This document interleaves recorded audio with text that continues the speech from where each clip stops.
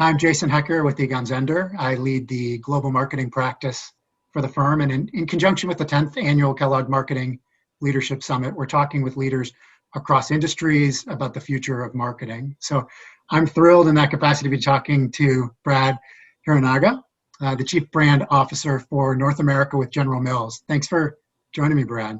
Thanks for having me, Jason. Maybe I'll start by asking you, if you think 10 years ago, what were you doing in your career? And how has it kind of helped to pave the path for your current role today?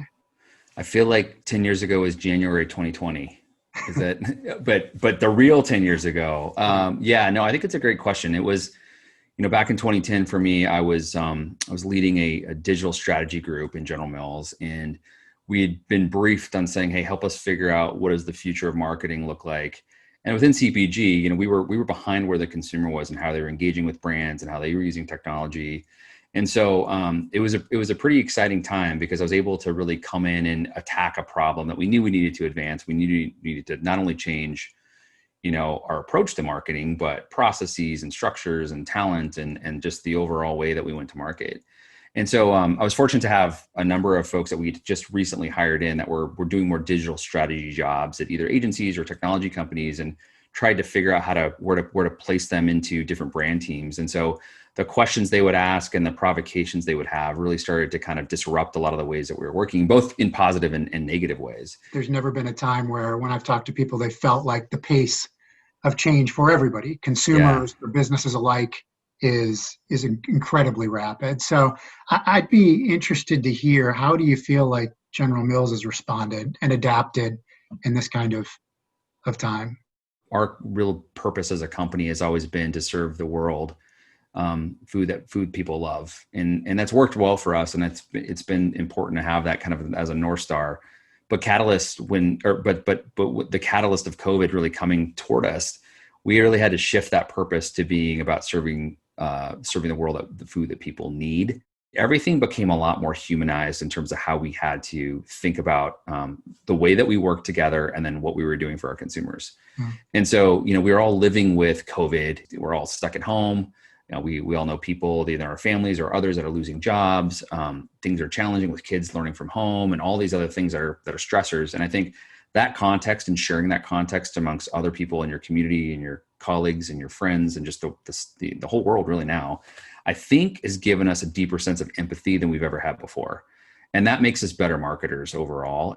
How do you think during this period of time, the marketing function has had to change and adapt? And how do you see that going forward? Marketing has to be earned. If our marketing is actually thought of as a service, like a service that people would pay for, that would elevate all of our game. And so back to understanding how you deliver services for people goes back to like really truly having deep empathy, and not just empathy for like that one moment when they're going to make dinner, but really across their whole lives. And then lastly, like we more than ever have to have a learning mindset in everything that we do. And so that to me means like we're constantly asking questions.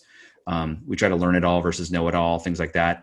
But it also, I think, means as leaders, like we have to have a really human approach with not only who we are marketing to, but with our teams. Brad, you were talking a little bit earlier about purpose and all the great things that you guys have done around it and how that's shifted during COVID. Yeah. How do you think, when you think about purpose, a lot of people think, CMO, thinking about how to communicate that externally. What have you done, and what do you see as the role of the CMO in helping to promote purpose and drive that internally? Purpose has to be in your DNA, so you know why you exist and you do what you do. Today for us, there's a few different places we're focusing. Number one is, how do we reduce hunger? Huge problem growing through COVID.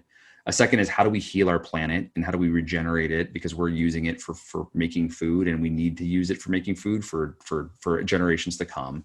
And then how do we strengthen communities that we operate in, that we live in, that we work in? And now we're on the journey of like, okay, we can say that as a corporation, but as a company that's got over 100 brands, now the question is like, how do we have each of our brands play up into that purpose? How are they solving problems? How are they improving people's lives by bringing joy? And then figuring out what actions they're going to take.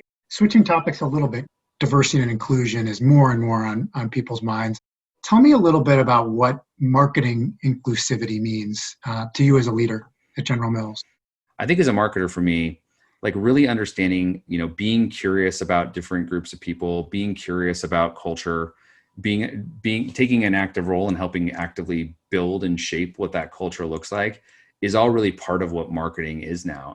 For me personally, coming to a company like General Mills, it's in the Midwest. I grew up in the West Coast, and my dad's from Hawaii. He's Japanese. My mom is white. She grew up in the Northwest. So I grew up with a lot of different cousins that were from a lot of different backgrounds. And so I always valued that diversity.